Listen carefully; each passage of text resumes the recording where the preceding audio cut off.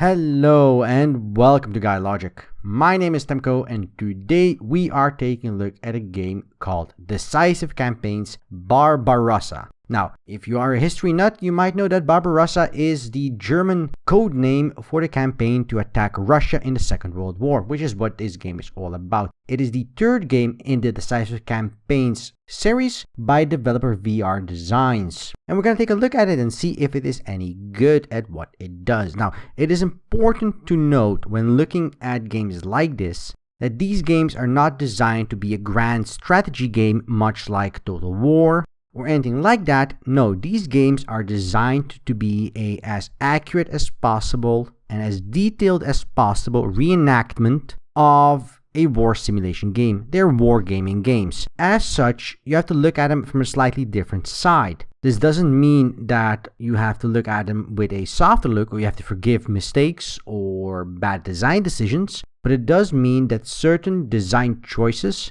that are unconventional in other genres or that are just not accepted in different situations are par for the course in wargaming games. One of those design choices you'll see immediately on screen is that it doesn't really have any graphics and there is a lot of buttons, icons, and tooltips everywhere on screen. This is because these games are all about every nuance and every detail. We're going to go into all of that, but first we're going to take a look at the actual PC build, its performance, its options, its settings, its customization, and everything related to that before we talk about the actual game. Now, the actual game is going to be very, very niche. You either like wargaming, very in-depth, in this is Second World War adaptations, or you don't. If you don't, this is not the game for you. And that's fine. There is the Total War series. There's other games that give you the grand strategy without the historical accuracy and detail required for wargaming type of games. But we're still going to judge the game on its technical PC performance, because I feel that is not something that they are allowed to slack off on, regardless whether or not certain conventions are okay for the genre. Now let's get into that, shall we? First things first, the game doesn't really have an options menu to speak of, and it has a couple of weird things where it has a launcher where you load up the game in a different launcher, and it's kind of fiddly and wonky like that. Now, the first thing that you'll notice on screen here is that a lot of screen real estate is taken up by this bottom UI, and everything just looks a little bit unpolished. Changing the way the UI looks up and down is kind of fiddly. The way interfaces fold out is kind of fiddly. Stuff like that is all really, really fiddly. And I feel that's a really weird thing for a game that's all about the UI. There really isn't much else to this game except UI and obviously a lot of thinking and strategizing, but it's really all UI. If I press an NPC on screen, then it's a UI thing. If I fold that out and I look at the NPC, there's a lot of information, a lot of icons, and a lot of numbers. If I select an army unit and I see its allies and I see its unit details, there's a lot of information here that you need to know if you want to play this game and actually succeed in fighting the campaign. But all this information here is just portrayed very, very badly, honestly. It's all clumped together. There is a lot of short and very little detailed information regarding all of these things. There's a large use of shorthand in all of these things.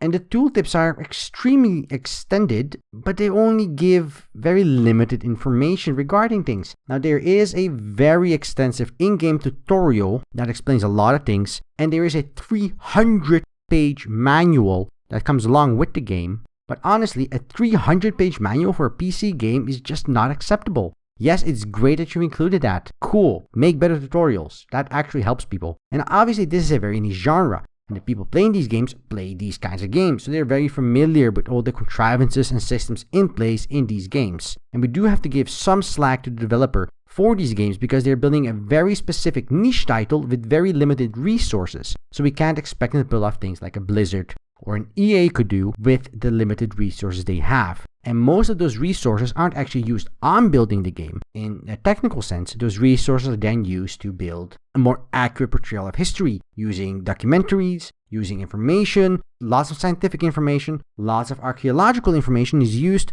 to piece together as accurate as possible picture of how battles, of how soldier positioning, of how design and command decisions were made, how battles and armies unfolded. There's a lot of nuance and detail put into these design decisions that either make the game for those who love this kind of genre or break it.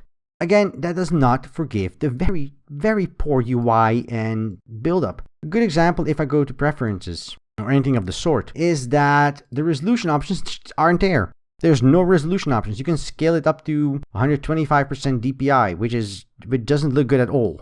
Sound options, you have 2 sliders and you have a couple of sound options, but you guys haven't noticed that? It's silent. There's barely any sound. The music is limited, to say the least. I can up the volume. Not gonna do much, but I can up it. So that's a shame. And if I look at the map and look at all the various things, you can turn on and off certain things and get some fancier details. But this is very subpar, to say the very least, in terms of customization of gameplay. If you take a game like Civilizations or even Total War series, there's a ton of customization, a ton of options you can do to customize your gameplay experience. In terms of color range, in terms of displays, in terms of icons, in terms of the way things are nuanced or detailed, what emphasis is put on certain aspects of the game's UI and the interface. None of that's here. That is very sad. And then you have a couple of things regarding autosaves, combat numbers, all that stuff.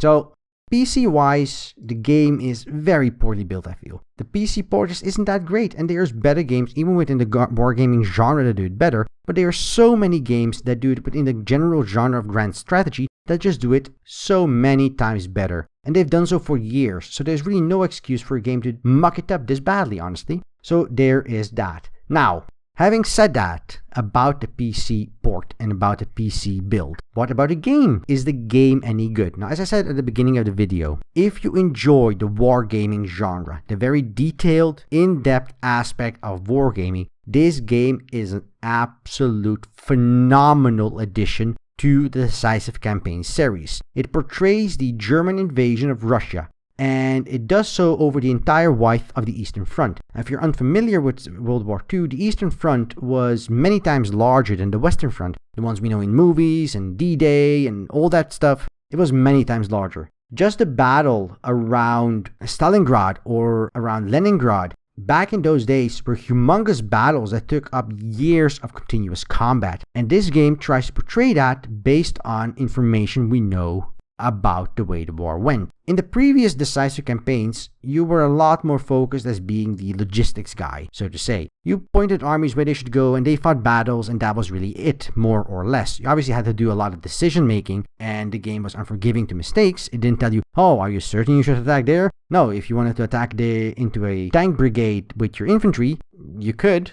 In this case, they have added a layer on top. Not only will you be doing the army and actual combat aspect of the game, they've also added reports. And these reports are things such as being summoned to Berlin to talk to Hitler as a German, or talking to Stalin as a Russian, because you can play either side of the campaign, making decisions that are historically accurate. If I start a game, it has a pre-planning turn where Hitler tells me the priorities I will be needing to focus on based on what I should be doing. And if you disagree with that, that's fine. You can say, well, Mr. Hitler, I want you to attack Moscow first, because that I feel is the most important strategic decision. And he'll tell you, no, you will take Leningrad, you will take Stalingrad, you will do these things, and then you will focus on Russia's main capital, Moscow. And if you disagree with that, you can make decisions in combat that will reflect that, and that will cost you a lot of political points in relation to Hitler, which will cost you a lot of political points in relation to other army generals that are with Hitler, and that will result in, for example, supply trains with food and ammunition and the like arriving much slower or not arriving at all at the front lines where your troops need it. It allows for a more varied command and control battle with the addition of the political aspect to it. Not only now are you the end of the line in design and decisions, you are a middling in the chain of command. You have superiors to talk to, you have equals that you have to appease, otherwise they will just tell you to go fuck yourself because they don't really care about you anymore. You messed up with their own plans, you messed up with the plans of the overarching architecture of the game, and the game tells you, well, no, figure it out. So that is in essence what the game adds compared to the previous titles. Now, the game is already known for from its previous titles is the online play, the turn-based system where you can do a turn, add their turn, and then you can upload that or email it to your opponent, because these turns can take a long time, a very long time. Other than that, you move your armies forward, and you kill your enemy. Now, obviously, because this is a historical game, lots of the decisions made are based on very historical accurate facts. For example, if Romania was joined the war, they would not do so yet. They would do so down the line. So if I want to attack using all the units available, I couldn't because Romania hasn't actually joined the war. The Blitzkrieg into Russia during that time provides the Germans with a large number of points, giving them a boost to combat and aggressive attacks. But going into the attacks on, for example, Leningrad in the north, means that the Russians suddenly get a bonus points for defensive and you have to try and break them. And once winter hits in October and early November, then your troops will suddenly start having problems with health, with the cold, and the like. Your supply trains are going to get pressured and stuff like that. So the game tries to give a portrayal of how the battles would have gone based on historical data. And it's up to you to make sure that the battles you choose and the battles that are there for you and the decisions you do as a commander allow you to see whether or not you could sort of change history, whether or not you could do it better. The main problem with games like this is that they don't really have a in-depth combat system. Everything about this game is all about the decisions you make before selecting a button. So a lot of the time, all you'll be doing is clicking on enemy units, reading their stats, reading the enemy troops, looking for their morale, looking for their bonuses, looking for whether or not they have modifiers, looking whether or not if they have a retreat path, are they going to retreat in the city, are they back to the walls against a mountain, am I controlling supply trains, am I going to be looking forward with my army, am I exposed in certain flanks where they'll be able to attack later on in later turns. And this is especially important if you're facing other players. And you might say, how do you do this with other players if a turn takes so long? You could actually mail in turns. You will do your turn, you will say end turn, and at that point you will get a message saying you want to save the game's status. It will create a save file that actually takes quite a while. Again, the PC port is pretty shoddy, and you can send that to a different player who can load it into his or her installation of Decisive Campaigns Barbarossa, do their turn as the opposing side, and then mail the campaign back to you. Obviously a bit of a confounded system. You also have an online component variant where you both log in and you can do your turns asymmetrically. So you can do your turn, log off, and then come back a day or two later, or a couple of hours later if you want to, and your opponent will have done their turn. You can have multiple battles going at the same time with different people, which is a pretty cool thing. But other than that, it really boils down to a lot of reading stats and redoing previous battles with new information that you may have figured out, which is pretty cool. And yeah, other than that, you just go ahead and do your campaigns. Now again, if this sounds like the kind of game you'd enjoy playing, then you will probably enjoy yourselves a great deal. But I do need to stress that this is the type of game, if you don't like what you're seeing right now, you are not gonna like it at all. Because the game really is all that you see before you hear. There is nothing really extra to this. It is all about the campaigns you see here and everything related to that. And if that sounds cool, well then this is the game for you. If it doesn't, well you're not gonna like it, are you? It doesn't add a lot of replay value in terms of deviations. It does add some competitive value, but only if you are really into slow competitions about strategy and planning and all that sort of stuff. So if you are someone that is into more or less World War II chess, then this is the kind of game for you. Now, there's not a lot of people that are into this, and that brings me to my final concern and also criticism of the title. Being the third installment in the Decisive Campaigns series, they haven't really added a lot to it in terms of either technical prowess or even really added much to it outside of the campaign. All systems you see here outside of this little additional political choice system were already in place before this game, which means that this is a $50 release for a campaign. That will provide you some hours of fun if you're into it, but after that really not give you a lot of anything additional. And with a PC version, that is not that great, to be honest, as far as technical aspects go. So can I recommend this title to a general audience that enjoys gaming? No. If you are interested in strategy games, if you are interested in RTS, if you are interested in some grand strategy, pick up Total War Rome and that is your game to go. And if you want something more historically accurate, then I'd say take a look at Decisive Campaigns. Would I recommend this game to somebody that is really interested in World War II history and games about World War II? Then I could see a little bit of a better way to recommend it. But even then, I would still say, hold off on buying it just yet. Because frankly, a €50 price tag for a game that doesn't really add much else to its series other than the campaign just isn't that amazing. Which brings me to my final conclusion. Is Decisive Campaigns Barbarossa any good? And the answer to that is yes, but. Yes, good for a wargaming game. No, not good as a general PC game. Yes, pretty accurate historically, but no, not worth €50 for a campaign. So, if you are interested in this game, then check it out on Steam. Or don't, really up to you. So thank you for watching. If you liked this video, press the like button below. If you didn't like this video, well, there's a dislike button for exactly that purpose. And if you see more content on the channel like this, press that subscribe button down below and we will deliver. And until then, I wish you a good day.